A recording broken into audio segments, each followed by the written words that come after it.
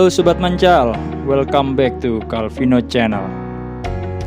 Sebelum video ini dimulai, kalian udah pada lihat kan sedikit bocoran tentang apa yang akan kita bahas di video kali ini? Yaps, di video saya sebelumnya ada viewer yang minta direview sepeda yang saya pakai. Jadi sekarang saya bakal berbagi pengalaman dalam membangun sepeda yang saya gunakan saat ini. Tapi yang akan saya lakukan bukanlah mau mereview sepeda. Mungkin lebih cocoknya disebut dengan bike check kali ya, karena sepeda ini sudah jauh dari kondisi originalnya.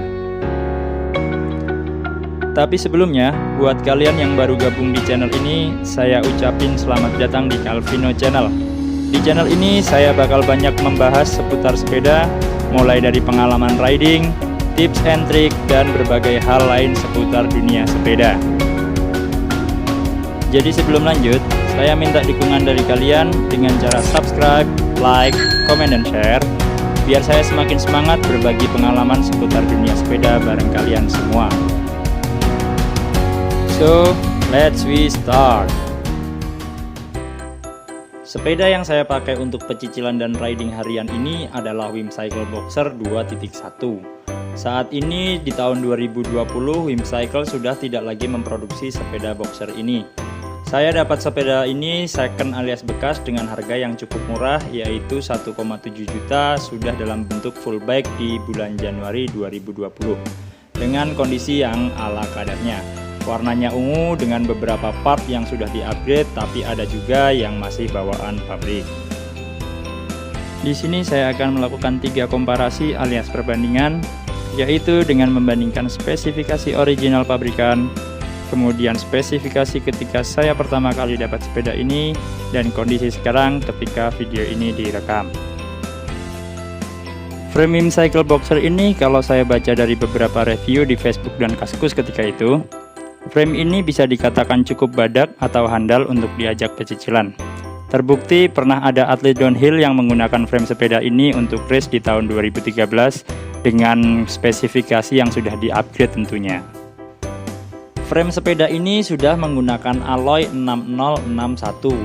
Untuk warna originalnya, saya sendiri kehilangan jejak warna asli dari sepeda ini. Karena ketika saya beli sepeda ini second, frame sepeda ini sudah di-repaint atau dicat ulang dengan warna ungu. Sekarang, sepeda ini sudah saya repainting lagi dengan warna hijau Tosca, yang kata sebagian orang, warnanya mirip dengan salah satu sepeda Sultan. Di sini juga sudah saya tambahkan dekal atau stiker bertuliskan Common Cal. Fork original dari sepeda ini menggunakan fork dengan panjang travel 100 mm.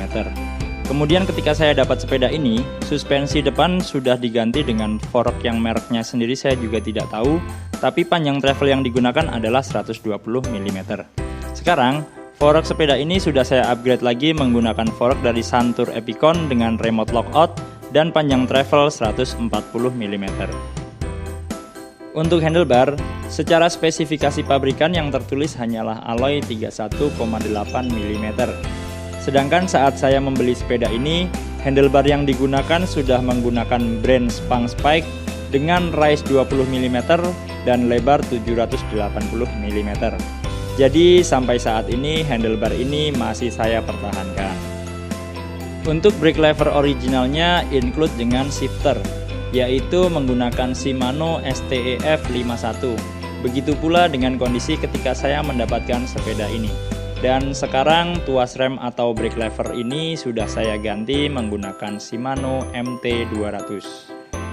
Seperti yang sudah saya sebutkan sebelumnya, untuk kondisi original dan ketika saya membeli sepeda ini, shifter yang digunakan adalah Shimano STEF 51 dengan 7 speed percepatan. Untuk sekarang, saya menggunakan Shimano Altus 8 speed sebagai shifter dari RD sepeda ini. Untuk hand grip yang digunakan, pada spek pabrikan tidak disebutkan tipe hand grip yang digunakan. Tapi ketika pertama saya dapat sepeda ini, hand grip yang digunakan sudah menggunakan hand grip double lock. Dan sekarang saya ganti dengan brand Rock Bros dengan bahan silikon dan single lock position. Selanjutnya untuk bagian stem, secara spesifikasi pabrikan, stem yang digunakan sudah menggunakan material alloy dengan keterangan A-head stem 31,8 mm.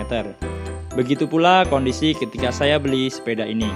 Dan sekarang stem sepeda ini sudah saya ganti dengan menggunakan merek Strammer tipe 508. Beralih ke bagian drivetrain bagian depan, crankset yang disebutkan dalam spek originalnya menggunakan crank dengan triple chainring.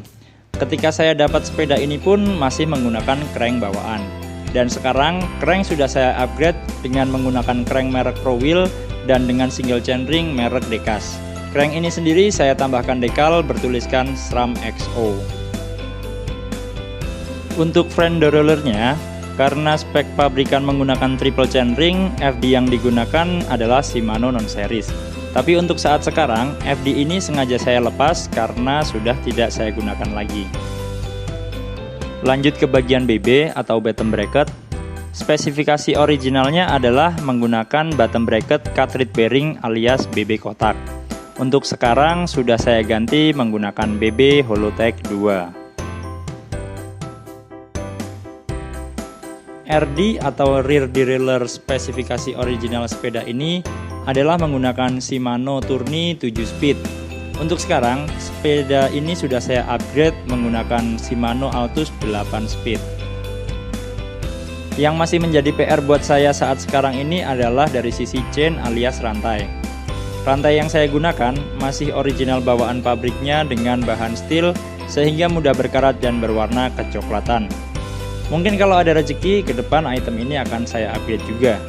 Kalau ada saran, brand dan warna yang bagus bisa tulis di kolom komentar. Untuk wheelset bagian belakang, originalnya menggunakan rims alloy 26 inch 36 hole lebar 2 cm dengan free hub non-series 36H dan ban luar Kenda 26210. Dan untuk sekarang, saya menggunakan rims Raze 26 inch 32 hole dengan lebar 3,5 cm. Free hub yang saya gunakan adalah Shimano non-series 32 hole dan masih menggunakan ban luar yang sama yaitu Kenda 26210. Selanjutnya untuk wheelset bagian depan, item yang berbeda adalah dari ban luarnya, yaitu saya gunakan Maxxis DHF 26235. Dan saya sudah mendapatkan hub depan berwarna merah ketika saya membeli sepeda ini. Oke Sobat Mancal, demikian tadi hasil bike check dari sepeda yang sehari-hari saya gunakan.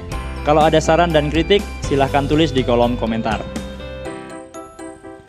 Sekali lagi jangan lupa subscribe buat kalian yang belum subscribe dan jangan lupa nyalakan loncengnya agar tidak ketinggalan video-video saya berikutnya.